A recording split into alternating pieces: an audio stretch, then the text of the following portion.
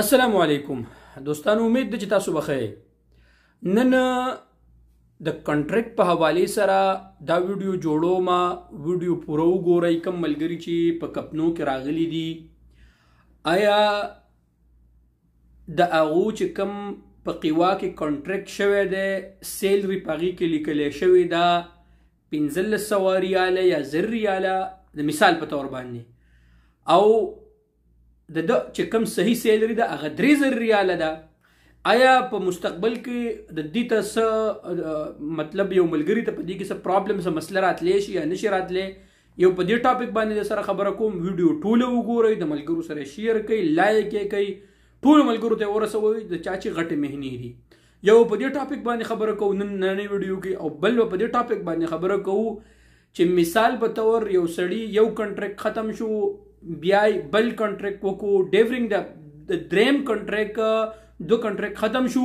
د دریم کنټریکټ په منځ کې د کس ته د بل کمپنۍ نه ښه آفر راغی. آیا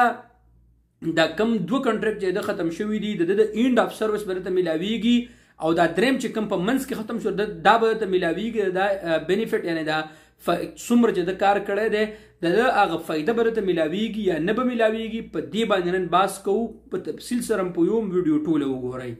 او که تاسو زما یوټیوب چینل باندې نه وي نو یوټیوب چینل ضرور سبسکرایب کړئ، که په فیسبوک پیج باندې ګورئ نو فیسبوک پیج ضرور لایک کړئ. اولنۍ خبره دا ده دوستانو، که تاسو مهنت تاسو غټئ او تاسو په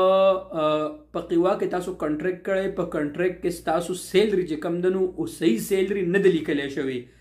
نو آیا که په مستقبل کې تاسو کمپنی تاسو له یا نقل کفاله دلته درکوي یا تاسو له چې کم دی نو یا د خروج نهایي درته نه لګوي، نو ستاسو سیلري په کنټریکټ کې پوره سیلري نه ده لیکلی شوې،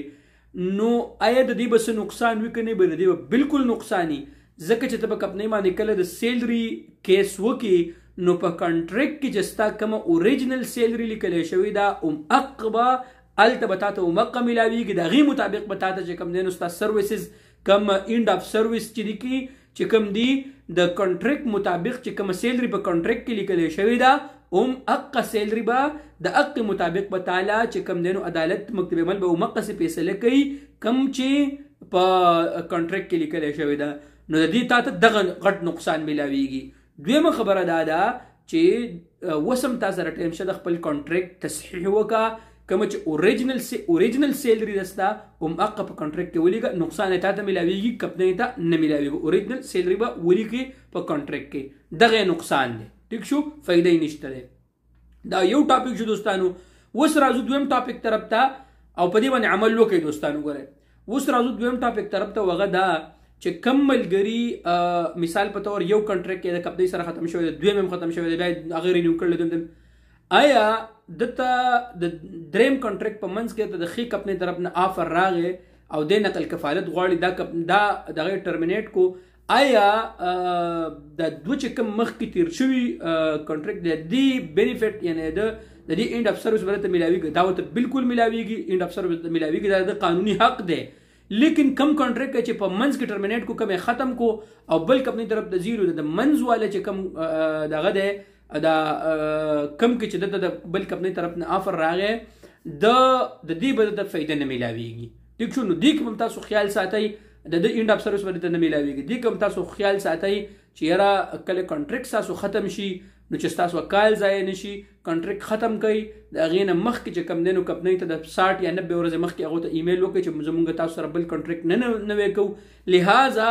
موږ به یا نقل کفاله غواړو یا خروج نهایي غواړو. چې نقل کفاله غواړي نو هغه ته مخکې نه هغو خبر کا، هغو ته ایمیل ورته وکړه، هغو په هره طریقه مطلب چې کوم قانوني لار ده په هغه طریقه باندې هغو پویه کړه. ټیک ده دوستانو، نو په دې کې چې کوم دی نو ستاسو فایده ده. باقي انشاءالله دا یو سیریز ما شروع کړلی چې کوم غټو مهنو والے ملګري دي د کنټریکټ فایدې د کنټریکټ په منځ کې چې ختم شي، آیا فایده به میلاویږي نه به میلاویږي، آیا خروج عوده یا خروج نهایي کله پکار ده، نو په دې باندې انشاءالله په تفصیل سره تاسو سره ویډیوګانې شیر کوم انشاءالله. امید نوې ویډیو دې ځای پورې دوستانو، امید ده چې ویډیو مو خوښ شوي، ویډیو مو خوښ شوي نو ملګرو سره یې ضرور شیر کړئ. شکریه.